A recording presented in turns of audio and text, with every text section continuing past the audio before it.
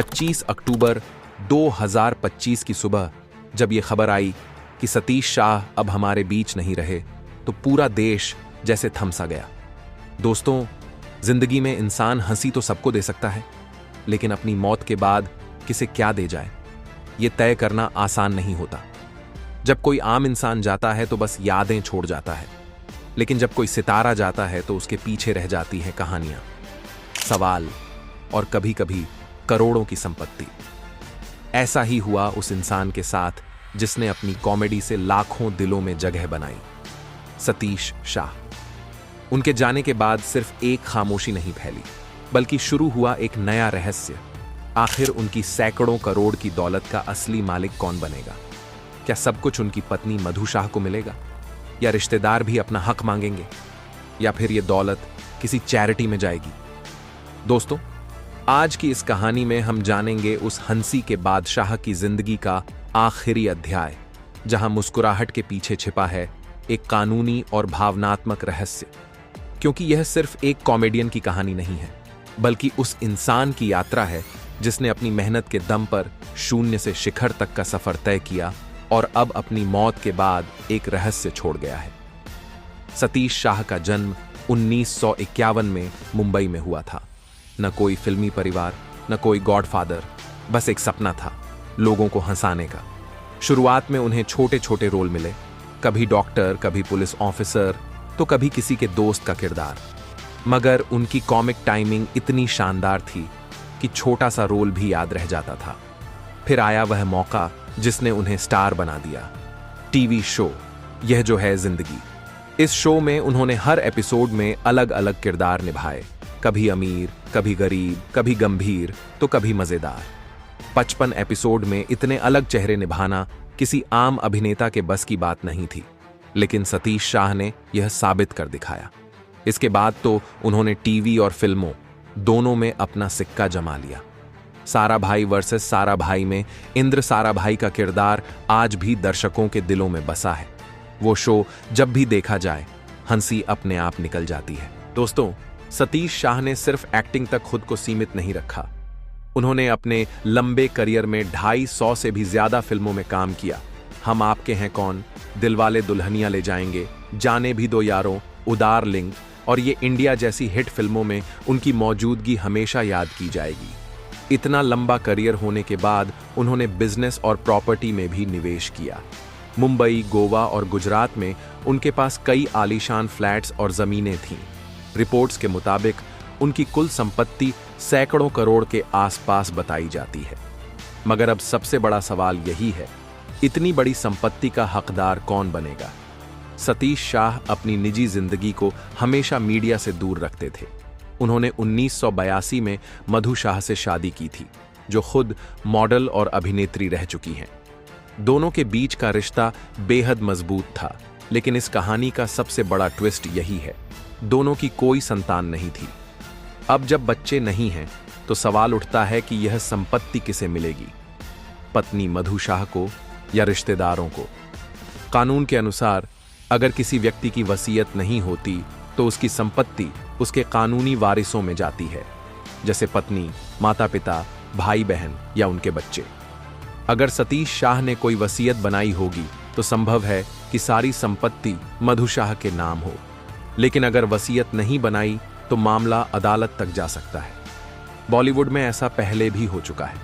याद कीजिए, राजेश खन्ना के बंगले आशीर्वाद को लेकर सालों तक केस चलता रहा था।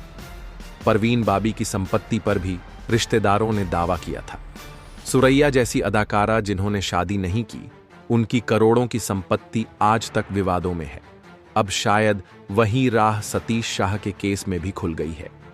अगर कानूनी नजरिए से देखा जाए तो भारतीय हिंदू उत्तराधिकार अधिनियम कहता है कि यदि कोई व्यक्ति बिना वसीयत के मरता है और उसके कोई बच्चे नहीं हैं, तो सबसे पहले उसकी पत्नी उसका वारिस बनती है। अगर पत्नी न हो तो माता पिता, भाई बहन और उनके बच्चे हकदार होते हैं। इस हिसाब से सबसे पहले हक मधु शाह का बनता है। मगर क्या रिश्तेदार इस पर चुप बैठेंगे? यही बड़ा सवाल है। अब आइए देखें कि सतीश शाह की संपत्ति में क्या क्या शामिल है। मुंबई में उनका आलीशान सी फेसिंग फ्लैट जिसकी कीमत ही 7 करोड़ से ज्यादा बताई जाती है। गोवा में उनका एक शानदार फार्म हाउस है, साथ ही कई investments, share market, production house और ब्रांड एंडोर्समेंट्स में भी। फिल्मों और टीवी शोज से उन्हें जो रॉयल्टी मिलती थी वो आने वाले वर्षों में भी करोड़ों में पहुंचने वाली है। इतनी बड़ी संपत्ति को लेकर विवाद होना लगभग तय माना जा रहा है। अब सोचिए, जब किसी स्टार के जाने के बाद इतनी भारी भरकम रकम दांव पर लगी हो तो रिश्तों के मायने कैसे बदल जाते हैं। जिन रिश्तेदारों से सालों तक कोई बात नहीं हुई, वही अचानक कोर्ट में दावा ठोकने पहुंच जाते हैं। मीडिया इस आग में घी डालने का काम करती है। हर चैनल पर एक ही सवाल गूंजता है, सतीश शाह की संपत्ति का मालिक कौन बनेगा? अगर उन्होंने वसीयत बनाई होगी तो मामला आसान रहेगा, लेकिन अगर नहीं बनाई तो यह केस सालों तक खिंच सकता है, क्योंकि ऐसे मामलों में सक्सेशन सर्टिफिकेट की जरूरत पड़ती है, जो बैंक अकाउंट, प्रॉपर्टी और इन्वेस्टमेंट्स तक पहुंचने के लिए जरूरी होता है। और जब रकम इतनी बड़ी हो तो विवाद होना लाजमी है। दोस्तों, यह सिर्फ एक कानूनी मामला नहीं, बल्कि एक बड़ा सामाजिक सबक भी है, क्योंकि सतीश शाह जैसे हजारों लोग जिंदगी भर मेहनत तो करते हैं, पर वसीयत लिखना भूल जाते हैं, और जब वो इस दुनिया से चले जाते हैं तो उनकी मेहनत की कमाई को लेकर अपनों के बीच झगड़े शुरू हो जाते हैं। अब सोशल मीडिया पर भी तरह तरह की बातें हो रही हैं। कुछ लोग कह रहे हैं कि पूरी संपत्ति मधु शाह को मिलनी चाहिए, तो कुछ का मानना है कि अगर बच्चे नहीं हैं तो यह पैसा किसी चैरिटी में दान कर दिया जाना चाहिए। वहीं कुछ लोग कह रहे हैं कि अगर रिश्तेदार कोर्ट चले गए तो मामला सालों तक चलता रहेगा और तब तक वह संपत्ति किसी सीलबंद अलमारी में पड़ी रह जाएगी। लेकिन इन सब बातों के बीच जो चीज सबसे ज्यादा मायने रखती है वो है सतीश शाह की लीगेसी, उनकी पहचान और उनका हंसी से भरा सफर। आखिर कौन होगा इसका असली मालिक? यह सवाल अब भी हवा में तैर रहा है। उन्होंने करोड़ों लोगों को हंसाया, हर उम्र, हर वर्ग के चेहरे पर मुस्कान बिखेरी। उनकी कॉमेडी लोगों की जिंदगी का हिस्सा बन गई, और शायद यही वजह है कि आज भी उनके चाहने वाले कहते हैं, सतीश शाह कभी नहीं मर सकते, क्योंकि उनकी हंसी आज भी जिंदा है। दोस्तों, जिंदगी हमें एक बड़ा सबक देती है।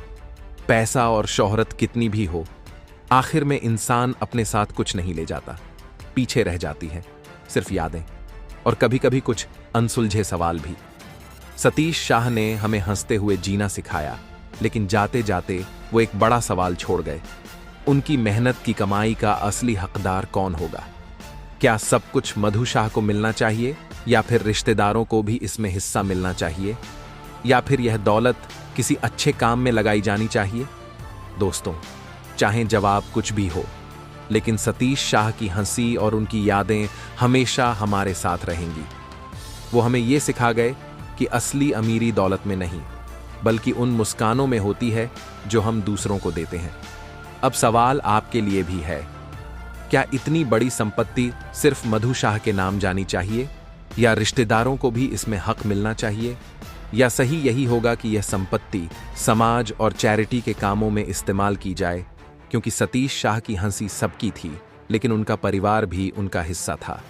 अगर वीडियो पसंद आई हो तो वीडियो को लाइक करें और हमारे चैनल को सब्सक्राइब करना न भूलें। धन्यवाद।